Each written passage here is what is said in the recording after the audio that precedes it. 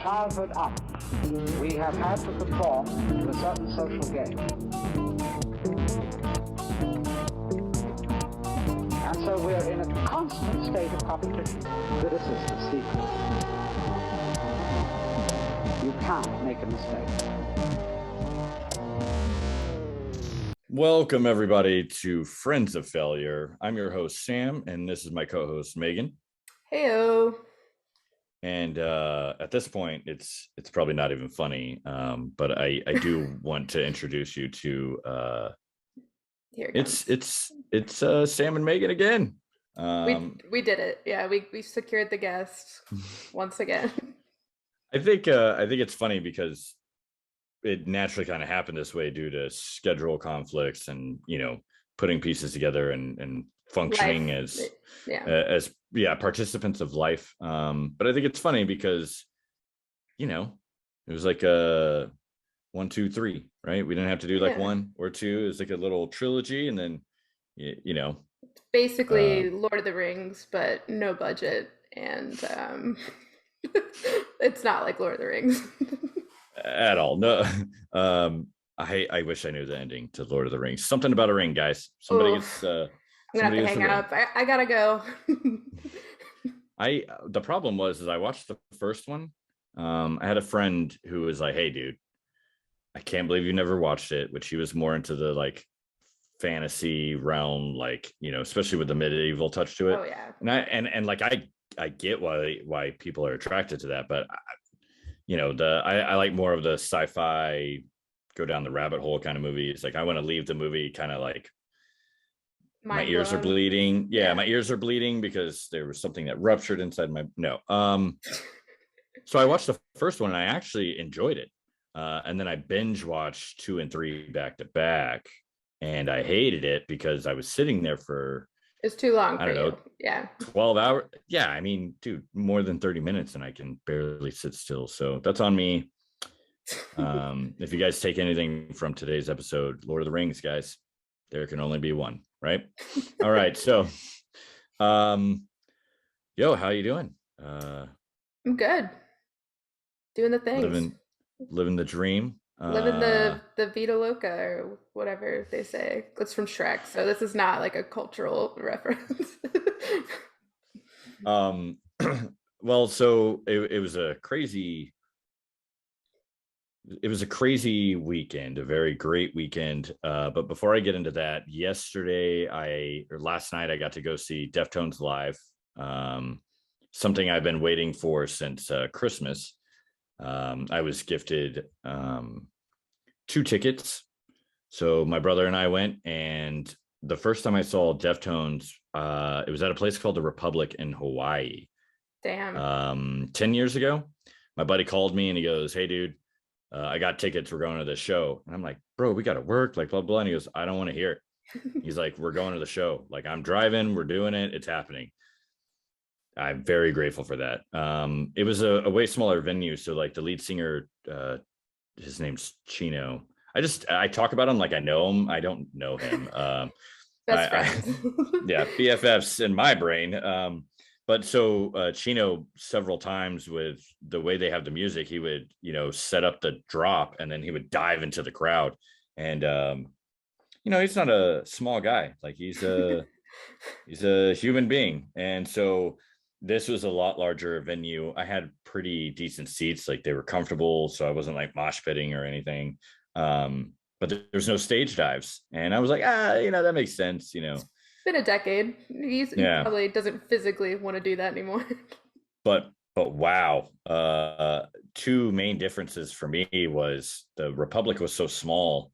I mean, obviously there was a little bit of lighting, but it was his presence and the band's presence that was the show. This had a lot more like lasers and fog machines and like you had me at lasers. Dude, I was loving it. And he still has a lot of that power to be able to do some of his screams live. So I actually posted it with something on the Instagram story today. The ending part, he has the scream and he did that live. I mean, he did that live and I was like, oh my God. So I'm still actually like stunned from just the show last night, but um I traveled for the first time in like over a year. I jumped on a little You airplane did. and went to Arizona.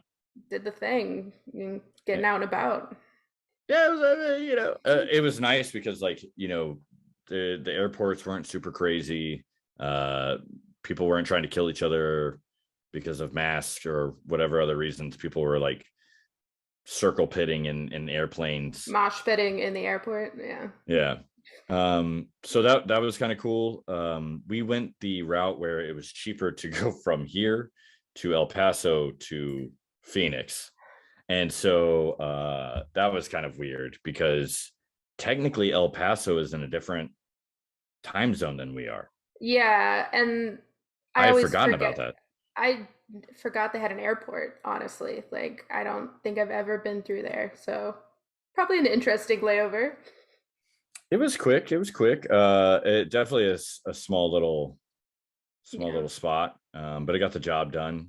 And I had never been to Arizona, so that was pretty cool. I was out there for a an event, a conference, for, I guess I'll call it work. And so it was really cool. I was around a lot of great people and whatnot, but it was a really awesome experience. But there was a schedule, and then we had to get out of there and come back to our daily Yeah. lives. So I didn't really get to explore, That but was where we were. oddly, that was the same experience I had with Phoenix. I was there for a weekend to do like an interview, Mhm. and that was it. And Yeah. it was bizarre. Like, I got to see cactuses for a minute when I was in an Uber, and I was like, all right, bye. I'm gonna go sit in an office building for a day. Yeah. I mean, so technically we were in Tempe, Arizona. That's a name. I'm I'm probably saying it wrong, but I don't think it's Temp. I don't know. What's interesting is it was obvious that we were kind of in a college Town. spot. Yeah. Yeah. Just the spots that were available, the way the apartments and whatnot were situated, you could tell it was meant for younger individuals going to college. But Yeah. there were some pretty cool things out there. I think my favorite part about it, other than all the experiences that I had with the function I was at, was the dry air. Mm, You like it? I do. It reminds me of a very interesting time in my life. And I wouldn't want to, I don't think I would want to live in a very dry area for very long because it catches up to you. Like, I think it was the night that I got back, I actually tried to like, I had been flying all day, whatever. So I was like, hey, I should try to clear out my sinuses. And I blew my nose and I was like, there it is. Like my sinuses had obviously bled a little bit. Yeah. And so that's the only downfall I think of like dry, other than skin getting all. It's the nosebleeds for me. Yeah. Yeah. And like when I went to Phoenix, it was July. So it was like 100+ degrees. Mm-hmm. And we're about to talk about travel fails. My fail was I had that interview, and then I looked up like places nearby to kill time before I needed to be at the airport. And there was, like a shopping district. So I was in a suit, like basically, like the full thing. And I just, Ubered to the shopping district and started walking around. I was so uncomfy by the end of it. Like, not a good place, not great planning. And then I had to get on an airplane. It was like, great. Yeah. Perfect. It's difficult with traveling because I mean, even some of those longer flights, right? I mean, you're sitting there and, you know, I, I had a conversation with someone one time and they're like, God, like, it was basically like they had started using a natural deodorant Oof. because there are some deodorants that put like quite a Aluminum and bit of. all. Yeah, I worked at Whole Foods for a minute, and I've been down that path. And maybe there's a natural deodorant that works out there, but I never found it. Yeah. No. And so you want to know what it is? It was weird because I took a second to think about it, and your armpits, I mean, all of it, right? Like you're meant to expel toxins by sweating. The armpits are a very key place that this happens, which is where we get those sweaty armpits, smelling real tasty, as the kids would say. Right. But oh god. But the thing is that if you actually are able to generate a routine where you're able to eat fairly clean all the time, and you're able to ingest a lot less of the toxicity that is just pumped into our bodies all day, every day, you would stink less. It gets ahead of it. Yeah. So there you go. Eat clean and you can stop wearing deodorant. Well, because and maybe I'm wrong, but like, isn't that why it stinks? Is because it's junk. It's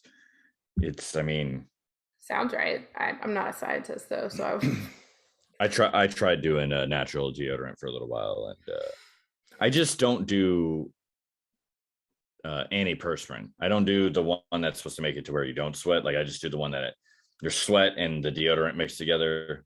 Odor blocking. Yeah. So deodorant is the odor blocking. The antiperspirant is like, let's clog those armpits so nothing comes out. So you don't get sweaty, pits, but sweaty pits are part of whatever you're doing. Like, dude, it's inevitable. I could put a whole block of deodorant into my armpit and it would still. I think growing up in Texas, it's just gonna happen. It's gonna happen. It is. And so anyway, out of that tangent back to traveling, so with Arizona being dry, I was fortunate enough that I did get the opportunity when I was in the Marines to go to Afghanistan. And I think that's kind of weird for people to hear that sometimes, but when you're in something like that, that is a part of the journey. That is part of it was expected. But when I was in, that was starting to kind of slow down a little bit. Not so much for, I would say, everyone, but for what I was a part of and what I was doing. If we weren't needed there for specific things, it was like, all right, we need to figure out a better way to utilize people, right? Because I had buddies that they were soldiers in the army, and they would get sent to like a different part of Afghanistan, but they'd have to be there for like, I think I remember one guy telling me like 13 months. Like, it was over a year that they would have to be there. Yeah. That doesn't make any sense to me. Now, everybody be like, yeah, but they're not in a war zone or they're not in any danger. And I was like, you're still in Afghanistan and you're still there for 13 months. Like, that was crazy to me. But I miss the desert sometimes. Yeah, you spend enough time there. There's something about the desert that I think is very necessary. And I recently heard someone describe the desert as the opposite of the ocean. Accurate. And where they were like, the ocean is the like more positive end of the spectrum, the desert is the negative. The ocean is terrifying. Right. And so I think it's all about perspective. If I had to choose the desert or the ocean, right, I would choose the desert. Yeah. Same. Now I'm the guy that's like, hey, dude, I want to get on YouTube and I want to be able to, bottom of the ocean floor and watch those videos all day long. I don't want to interact with it. I mean, all right.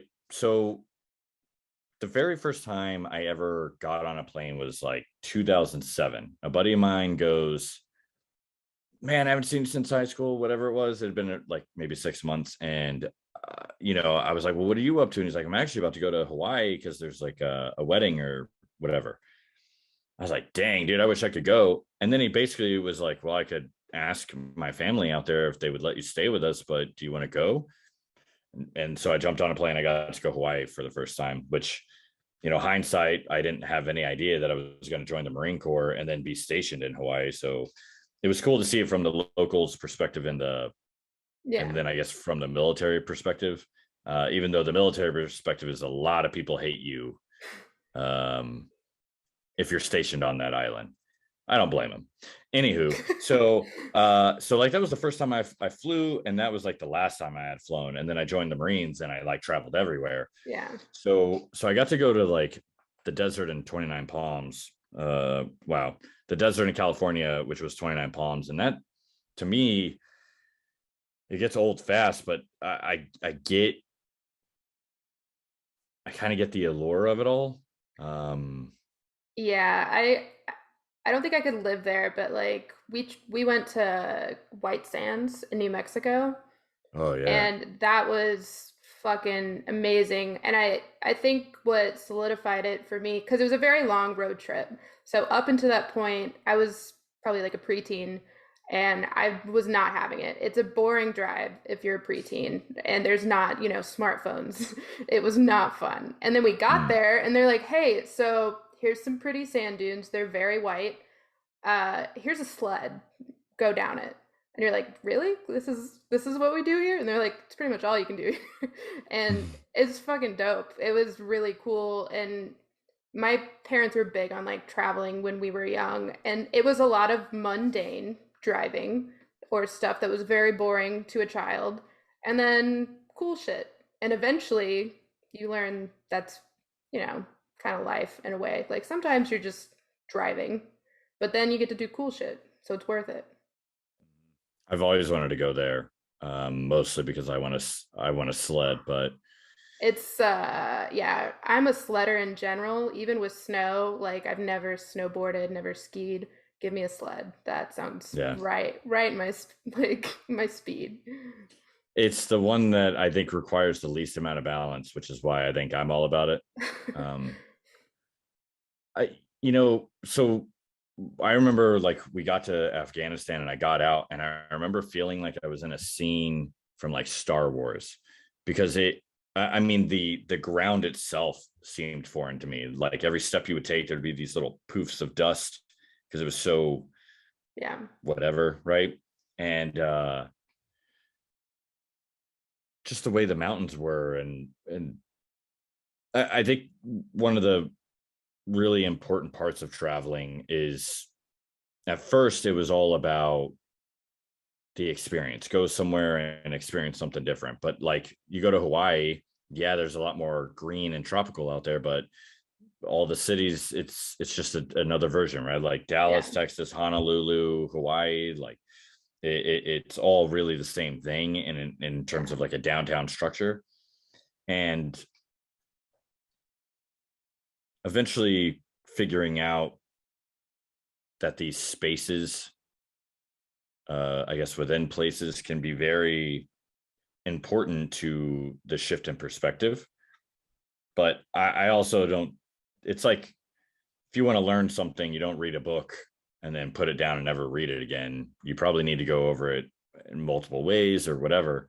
Yeah. Um, but I think that was something, I don't know if you would call it a failure, but I was naive and didn't understand in the beginning.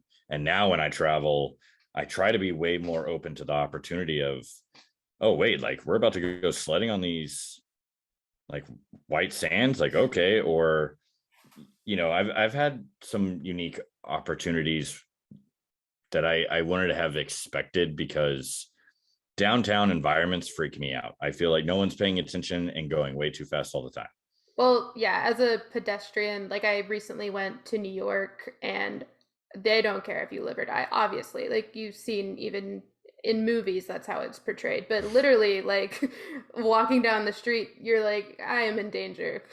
Not even just from the like people or strangers, but like a car, a motorcyclist, whatever. But it, it's kind of like similar everywhere, but you have that same danger if you're lost in the desert and you don't know how to survive, if you look at it that way. But Yeah. perspective, I've had kind of that shift too of where I would get really anxious or scared about a new environment because I didn't know how to prepare for it. And like, you kind of map things out on, or you're like, if you're comfortable, it's second nature.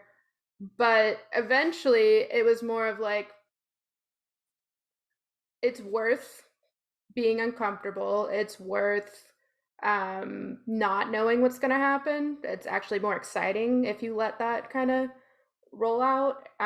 Maybe plan some stuff. I'm not saying just fly to a foreign city and freestyle it. Like, plan some things, but like I went to Seattle with my best friend and we had zero plans for like a long weekend. We were just going to see some friends, stay with them, and we just walked the city and like hung out and did whatever the fuck we wanted.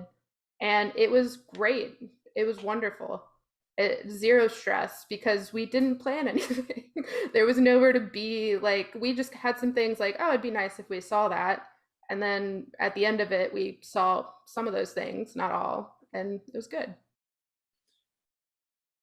Yeah, I think people kind of figure this out in different ways, but traveling is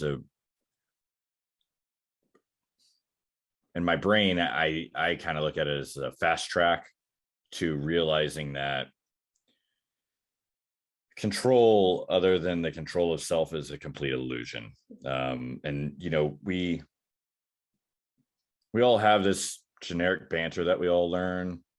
How's the weather? Or, oh boy, looks like a storm. Or, bro, if a tornado sits down on top of this apartment right now, getting in the bathtub is not gonna save me probably, but I'll still get in that bathtub because that's what I know is the control of that situation.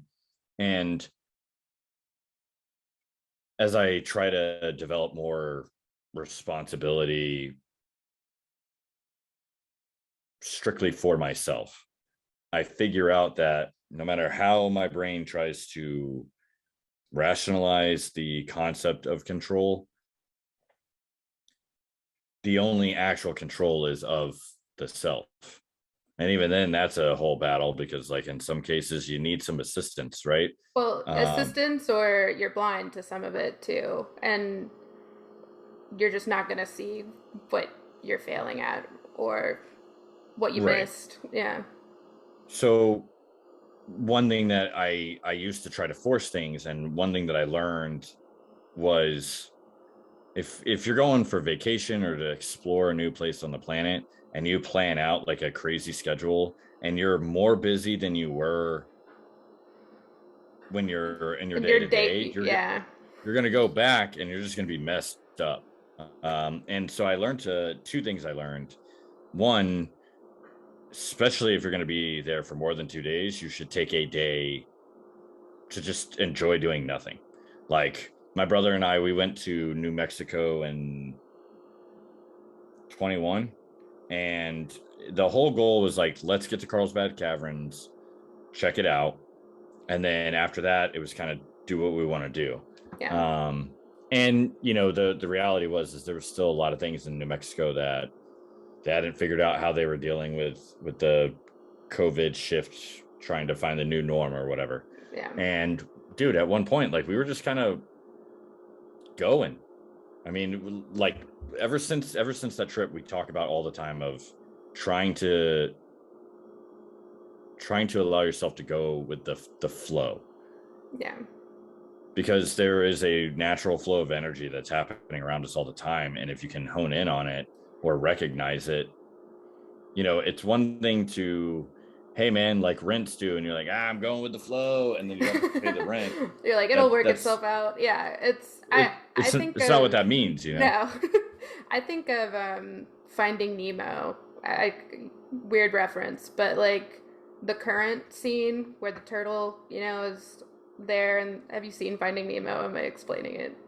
Well, so I remember there was like a tortoise, like he was like kind of like a beach dude. And then I think I remember there was like yeah. And there's like a little baby turtle. Is that what you're talking about? Yeah. The whole point is they're in the riptide in the ocean, and the main character, Marlin, something, he gets caught in it, and he just has to fucking go with it. And they're like, dude, just chill out. Don't fight it. Like, you just gotta go with the flow. And they're definitely like stoner-ish, surfer-ish children's characters. But that's kind of where my head goes to immediately, is that character, the main character, is very nervous, obviously anxious, lost his child. A little more extreme than traveling. But if you're anxious and worked up of we need to be here by this time, then we have this event, then we have that event, and like never allowing like organic life to happen and, you know, just seeing what unfolds, then you're not going to get those spontaneous kind of unique experiences. Yeah. Yeah. I think there's probably a truth to people go on vacation to escape their reality, right? And I would probably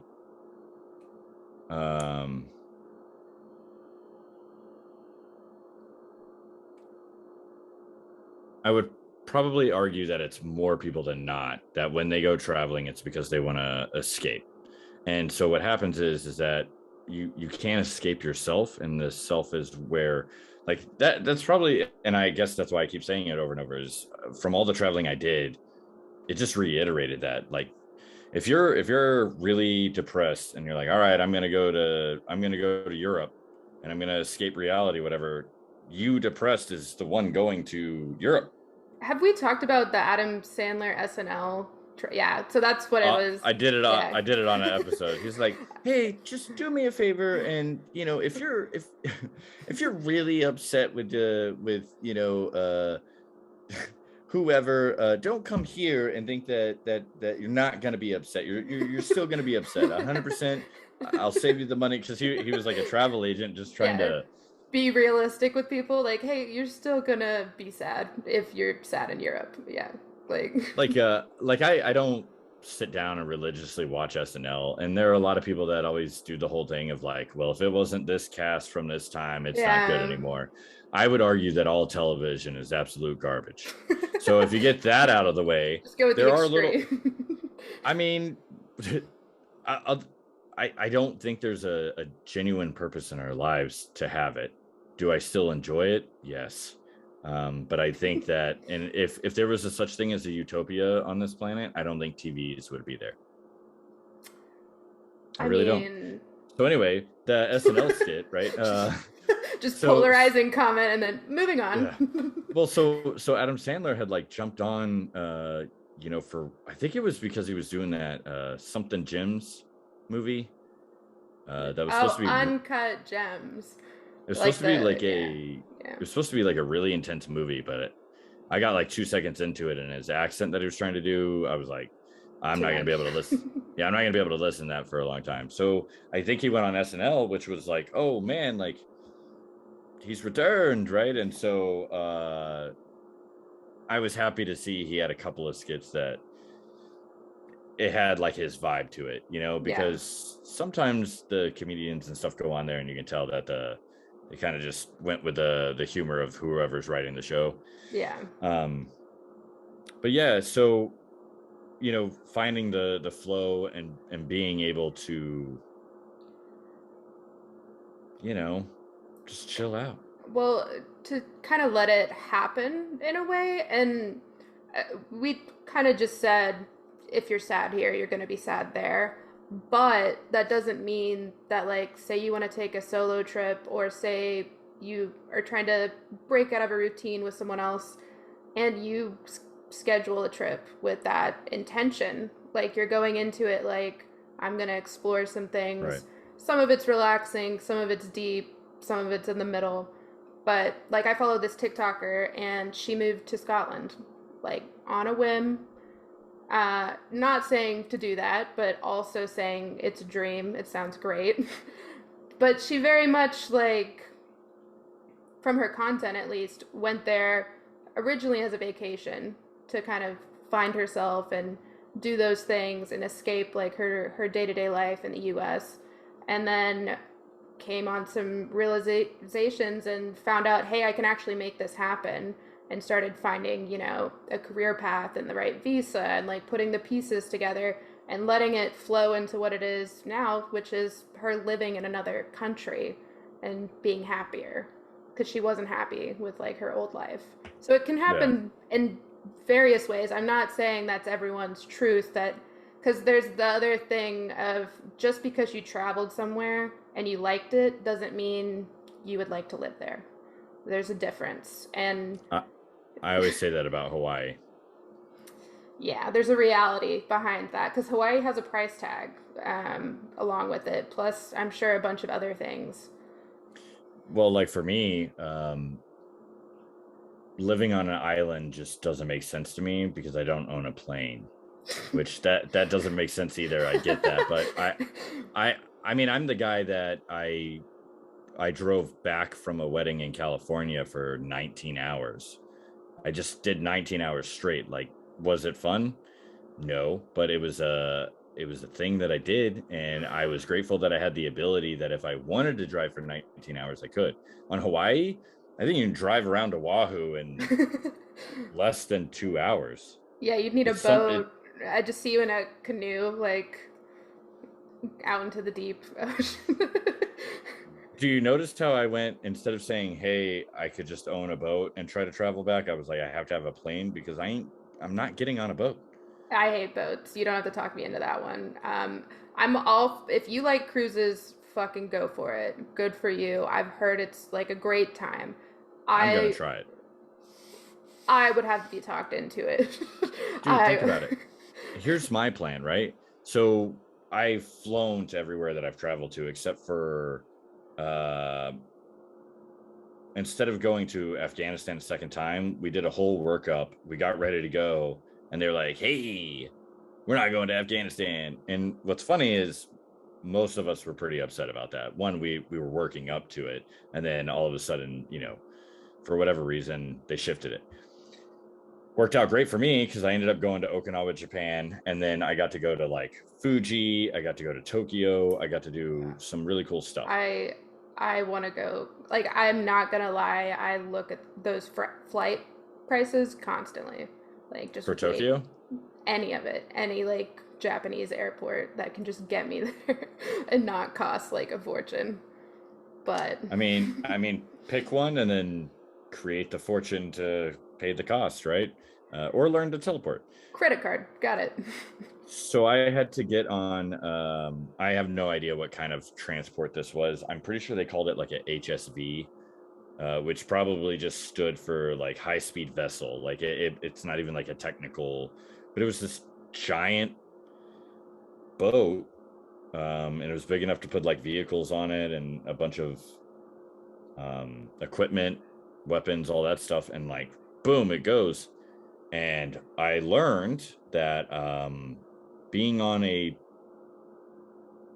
boat that size around the 24-hour mark, I either have to lay down and ride it out, or I'm just gonna get perpetually nauseous. I don't know why that when I lay down, the nauseous feeling went away, but It has to do with something in your ears that like gives you kind of the seasickness, but I can't tell you because I've never been on an ocean vessel. I've been on lakes and that's about it. And yeah. the thing that like the ocean scares me, so that. But in our travels, we toured a bunch of like naval ships or like old ass boats and that kind of stuff. That kind of fun activity. And every time it gave me, except for the one like in Scotland, that one was like a luxury liner that would have been dope.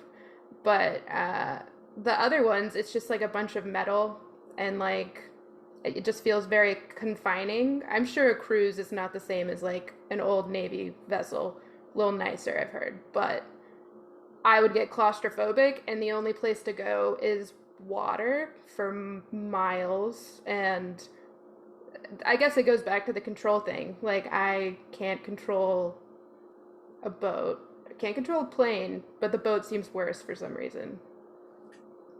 Yeah, I mean, I think you're 100% right. I mean, there was a point we were leaving one place going to the other, and instead of taking an Uber, someone was like, "Hey, just like get in the car." So I'm a smaller guy, so I was like, "Hey, I'll get in the back. You can load people in." And I got back there, and I all of a sudden was like, my body had that instinctive reaction of, "Hey, if something happens, you're trapped." There is no like punching your way through something to get out. It's Yeah. you're stuck. And I had to sit there and I had to accept that it was okay to feel that way, and then go, if it's that bad, say something and get out. And I was like, well, it's not that bad. And so I just sat in that anxiety for a little bit. And what was weird is I just started to kind of focus on my breathing, and the anxiety didn't go away. Like that, it's not like the happy ending to the story. I was just able to sit in it. You could And survive kind of, it. Yeah. I managed myself, right? Something that's really weird about traveling too is that, I haven't been in Hawaii since 2013, and I would go back expecting feelings and perspectives that I was back then. But that's another thing, right? Like, if I were to go back now, one, I would hope in 10 plus years, like, Hawaii's changed and grown and whatever, but it definitely has, like every place. Yeah. Right. And probably some good ways, some bad ways. And that would be something that I learned while traveling too, is you have no idea what kind of people are, like, even if you're just traveling the States, you'll get to areas and be like, why are there a bunch of this type of people here, right? Like Florida. Or, dude, I mean, like, that's an easy one, right? Because it's always on the news, right? But, like, dude, there are times that you end up, okay, like Tennessee. I got to go to Tennessee in 2012 and went through Nashville. That was nothing like I thought it would be, from all the stuff that I heard about, what do they call it? The music capital of the world or whatever? Yeah, and also the Grand Ole Opry and, like, all that country music, jazz. Yeah. So I got out there and there were some cool places, but I didn't feel like everything I thought in my head was just silly, stupid stuff of everybody singing country all the time and, whatever. Nothing is what it seems. Well, the place, so it can either be like you set something up in your mind, either from research or movies or whatever, of this is going to be my experience, and you get there and it's not. Or if it's like a place you've already been, it's literally changed and you're going back and experiencing that. Or you've changed and you've gone back and go, oh, I didn't notice that. Don't know how I feel about it. Or like whatever it is. Or both. Yeah. So one thing I've never done yet is, yes, I've gotten on I've been dropped off at an airport. I've gotten on a plane and by myself, right? But I've never planned a travel that I went by myself. Like, I got to a destination, it was just me. Because in my brain, it was very much drilled into, like, my soul that you should always have someone there with you. I think that there is a truth to that being said in terms of safety. Yeah.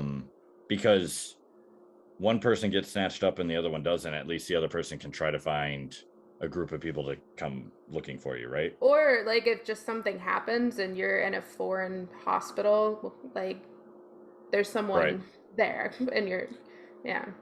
When I was a kid, I saw a movie called Broke Down Palace. Do you know what I'm talking about? No.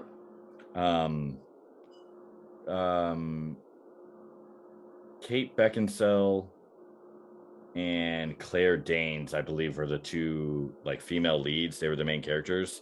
So they went to, like, Bangladesh or something like that. And then on their way back, these guys that they were, like, kind of hanging around, you find out they had, like, hid drugs in their luggage or whatever. Yeah. So these girls are, like, on their way to, like, go to the airport, go home, and next thing they know, they're, like, in a foreign country in prison. Yeah. And nobody cares what they have to say and whatever. I don't remember much more other than that. But even as a kid, I had this weird thing of, the whole story is they didn't do anything wrong except for interact with the wrong people. And then they were kind of sabotaged and put into, a prison situation. At least, and in a messed up way, it's like, at least the two of them had each other during that experience, right? Like, they weren't totally alone, but and it's hard because, yeah, that is a possibility. It is, realistically, bad things happen, but if you can go with the flow, but also plan for your safety, if that makes sense. Like I feel like you can't plan for everything, but you can, not leave your bag unattended. You can make sure you're traveling at safe times if you're like a woman alone or something like that. Like take precautions where there's a lower percentage of something as fucked up as that or worse to happen. I never leave a drink, right? I always take it with me or whatever. And I've had people are like, just leave it here. I was like, nope. Probably And not. I think some people they've never had to think about that, but that is definitely something you do not want to do in a place that at least you're not familiar with, right? And it's not necessarily anything to do with those people in that area, but just the fact that if somebody were to mess with you, you're an easy target, right? Yeah. Because I think something that's really funny is you can have some life-changing experiences, even if you just travel to a different state, but especially if you go to another country, right? Yeah. And you can meet people that will surprise you. You know, all age groups, all professions. I mean, so many different mindsets out there, but there are genuine people who naturally, I think, resonate in a frequency of just like they're more in tune with love than they are being malicious. But I've had times, man, where I've gone to places and they were like, "Oh, you look like a human being. Like, fuck you." And I'd be like, "I'm just trying to order a KFC at a I think I was in Japan. And I just thought it'd be funny to order a KFC in Japan because I figured out one of my buddies went into a McDonald's in Japan and they have different stuff. They have different stuff, but also in Japan, Christmas, they get KFC. I just learned about that. But continue your story of being verbally assaulted at a KFC. Well, so their whole thing was I'm standing there trying to figure it out, and I don't even think this was like a local person. I think it was another tourist. Oh my gosh. And they were like, "Get the fuck out of the way!" And I was like, Yeah, I'm trying to soak in, you know, KFC in Japan, it probably which isn't wasn't really that different. another American. Like, yeah. No, No? no, no. They had a boomerang and something about a bobby and a no. I couldn't pick up what it was. Like it wasn't like that was British, and I don't think it was Australian. I New remember it Zealand, sounding. maybe. So It sounded like something, something. yeah. It sounded like something I hadn't heard of before. I couldn't even. Yeah, dude. I don't even know that it could have been an alien. I don't know. It could have just been like somebody pretending to Just be one making of us. noises. Yeah. It Yeah. reminds me, like, I have a vivid memory of walking down the street in the UK at some point, and like, this is with my family. I was probably 15 ish. And like, cobblestone street, beautiful UK, like, city.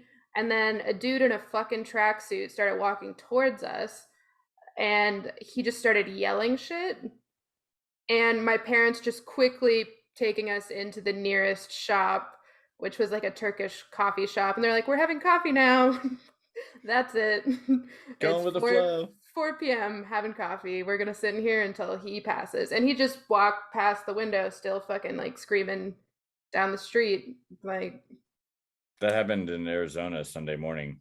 It was pretty early, like 7 a.m. I think, somewhere around there. But there's a guy at a stoplight. Like we were waiting for an Uber, right? There's a guy at a stoplight, and I mean, he is like screaming and a lot of f bombs, a lot of I don't know. So, and then it turned into like it doesn't even matter, blah. And so now we're looking at it. There's no one around that he's yelling at. So I'm like, is he yelling at us? But we were pretty far away. It wouldn't have made sense. And then as he's driving, man, he was just screaming. So maybe that was the oh, guy in Japan. Maybe you're right. it's the same guy in all three scenarios, and he's Oh just my gosh. he's just mad anywhere he goes. And that's what happens if you don't enjoy traveling and go with the flow. It's the meme with Charlie Day from Always Sunny in Philadelphia, where I'm pretty sure he's got like something on the wall. There's a bunch of yarn Oh connecting yeah, things. yeah. He's holding a cigarette, and his eyes look like he's been awake for 3 days. That guy. Um, But an Adidas tracksuit. yeah, yeah, that's a very like what late '90s vibe. Yeah, it's a look. It's definitely a look. I love tracksuits, and I've only owned one, but I I never really wore it. I never like the juicy like velour looking or like the knockoffs were kind of popular when I was in school, but yeah, we could not afford the real thing, so I did not ever have one. But what I recently acquired is my grandma's like fucking windbreaker tracksuit. Oh And boy. I'm gonna bust that set out at some point when it gets cold again, and it's gonna be great. Um, I cannot do windbreaker material. Because the Uh, yeah.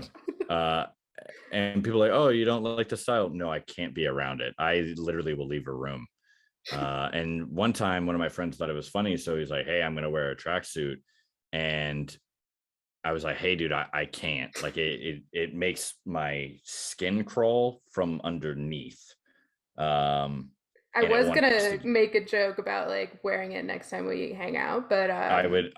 Well, so he was like, I'm gonna follow you, and so I was like, hey, please stop following me. I'm being genuine here, and he was like, ha ha ha, and then I had to be a jackass and over like tracksuit. I don't even know what that material is. What is that? Pretty sure it's what they make the space shuttle out of. Guess I'm not going to space either.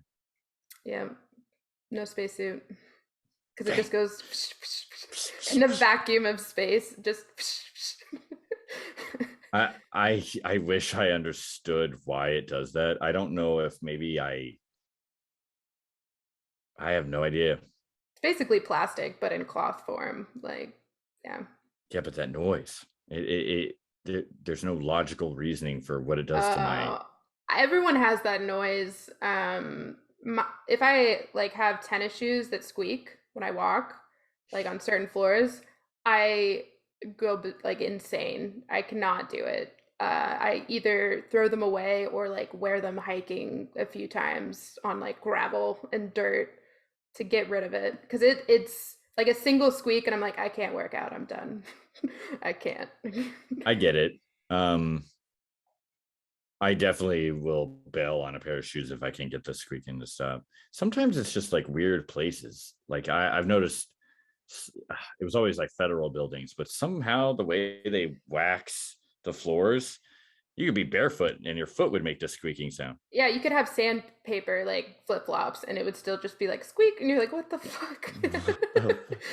It's like Dane Cook had a joke back in the day where he was like, what the hell are up with parking garages?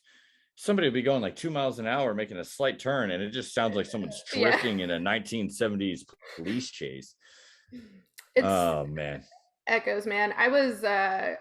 I traveled to Houston like a few weeks ago, and we went to.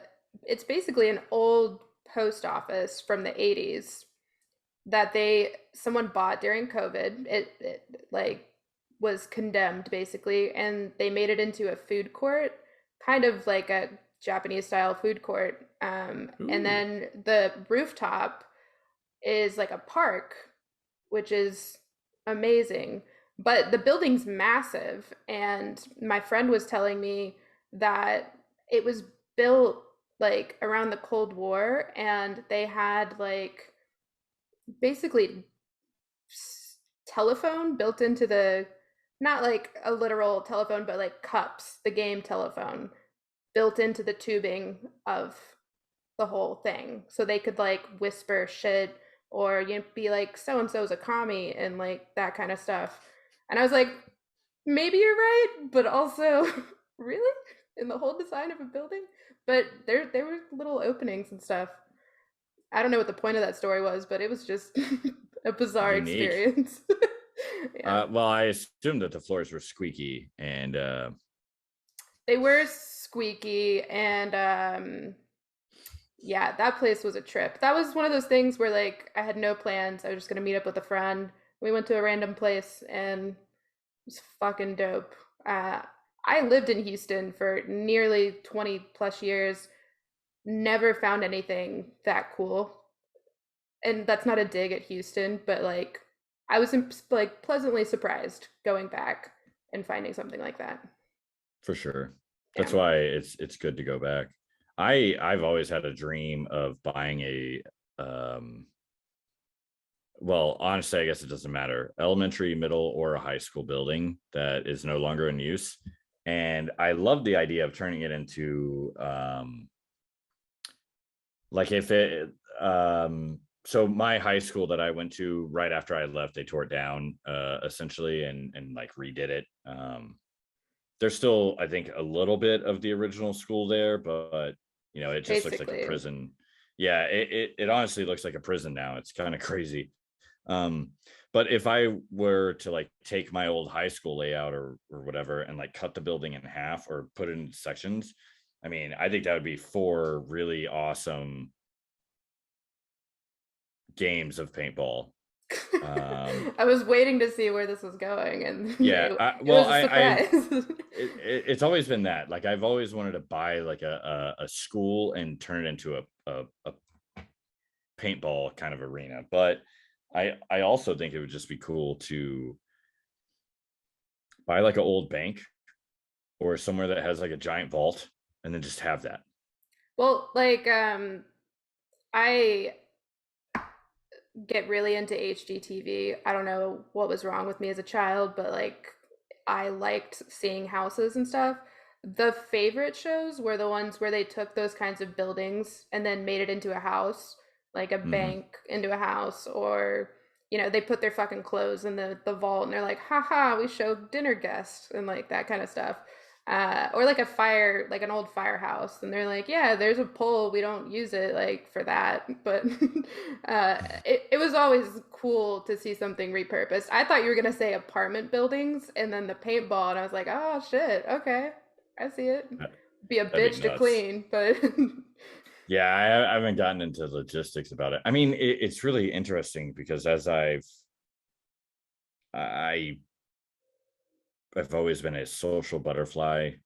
Um, I've always been able to talk to people. Um, but if you like really deep dive it, it was probably more of a defense mechanism back in the day that turned into a skill, like a skill set. I don't know. Um, I talk to people who have a lot of money sometimes. And if you talk about building homes and it actually turns into a real conversation, there will be people that will tell you how many houses are out there that have secret passageways, have, safe rooms is something that people know about, but having um, like almost like a bunker that if you have no idea that it's there and you have no idea how to access it, you would never find it. yeah. Growing up, I had a few wealthy friends that had like crazy mansions. And for me, it was like, holy shit, is this real? But one of them, I remember I was like fifth or sixth grade. I went over to her house for the first time and like already giant mansion. And I'm like, this is crazy. You live here and it's just like your family. Like, looks like an apartment, like it's huge. And then she's like, hey, I gotta show you that. She had like 2 bedrooms, like a playroom, her bedroom had like 2 fucking beds in it. I was just like blown away. And she's like, come here, like look at this. And it was a bookshelf. I was like, okay. And then she pushed it and there was a whole nother fucking room. And I was like, what the fuck? That's It's what I want. yeah, that girl was living the dream like early on. And then I go home and I'm like, where's my fucking bookshelf? Ours don't move. Like We don't even have books on our bookshelf. uh yeah, I my niece watched a show. I don't know how much she actually watched of it, but it was called Big City Greens.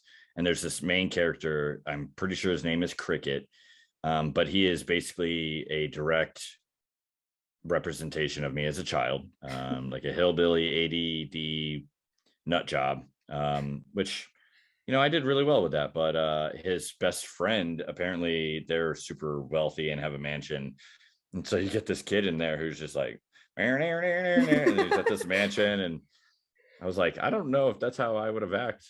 If I would have acted that way, because I'm pretty sure if I would have went into a mansion as a kid, I would have just been, don't touch anything, because mom and dad, they do not need to pay that bill. Yeah. Later in life, when it was like high school and going to parties in rich kids' houses, that went away. And we were like, you have the money, you can pay for it. Not that I was going in there and like smashing vases and shit, but we didn't care because we were teenagers. You're asking your best friend to slam you through drywall just because They won't care. They have money. Yeah, they won't even notice. I think it's funny how we kind of went from traveling to rich houses. It took a turn, but I'm not mad. Hey man, if anything, hopefully this is just like a lighthearted conversation that people can enjoy, you know.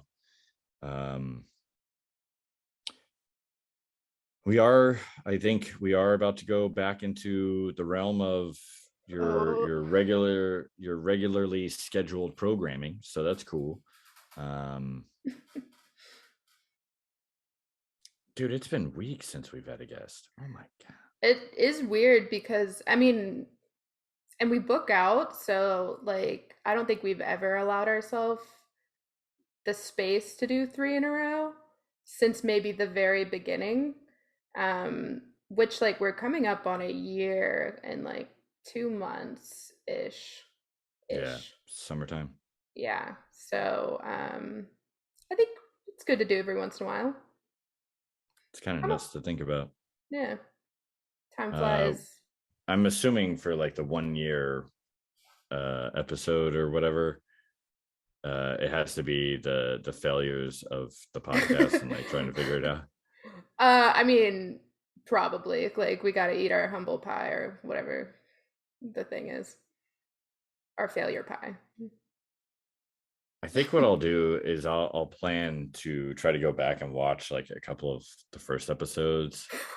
Oh, I need to like talk myself into that. I need the strength to. I can do it. I can do it. It's fine. You like show up with a bottle of like Jim Beam, and they're like, "What is that for?" And you're like, "I'm about to watch one of the first episodes of my podcast." They're like, I'm already drunk, by the way. Yeah, this is the second bottle.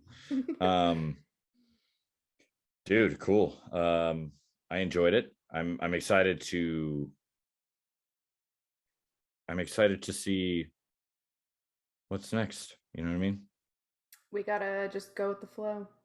Yeah. One thing I thought about is starting a last week on, Friends of Failure podcast, and like say some elaborate thing that never happened, and then like introduce the podcast and the guest. And it would be perfect after like an episode that we did, because they'd be like, what did they talk about? It would be funny, but it would confuse the fuck out of our guest. It should probably confuse me. I'd go back, listen to it, and be like, what happened last week on? You rode a camel through an IKEA? Like, why? I don't understand. Next week on, right? Did you want to cover Megan's Corner? I mean, it is called Megan's Corner for a reason, so it's not Sam's Corner. So get out. Yeah, my corner's got a bunch of like dirty laundry and half read books and protein bar wrappers. Yeah. You painted a beautiful picture. My life is dirty clothes, protein bars, and half read books. It's not bad. That could be a very long movie name. 100%. But in this corner, it's more of just letting you know we're on social media, we're on the things, you know where to find us. And you can email us your failures at friendsoffailurepodcast@gmail.com.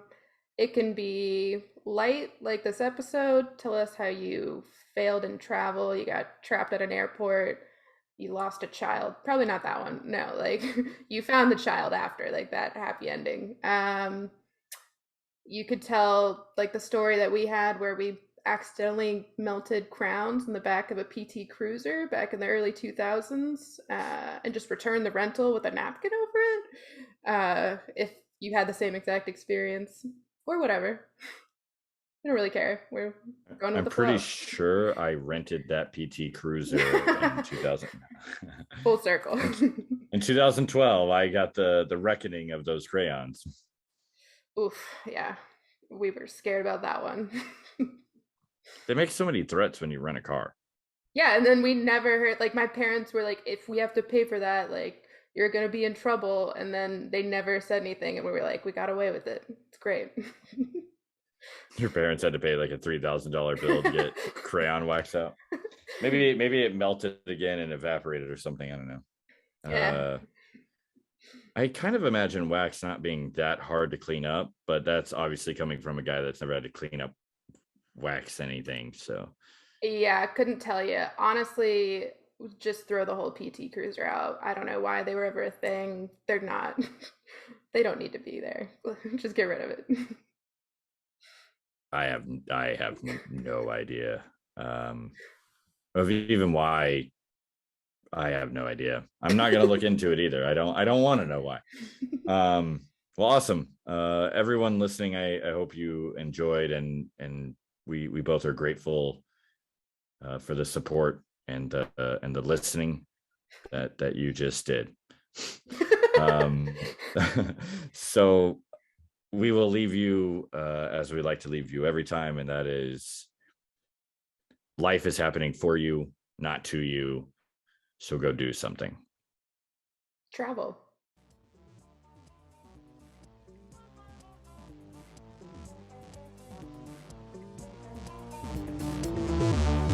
If it's not I'm stronger than you, it's I'm wiser than you, I'm more loving than you, I'm more tolerant than you, I'm more sophisticated than you. It doesn't matter what it is, but this constant competition is going on. This is the secret. This is the secret.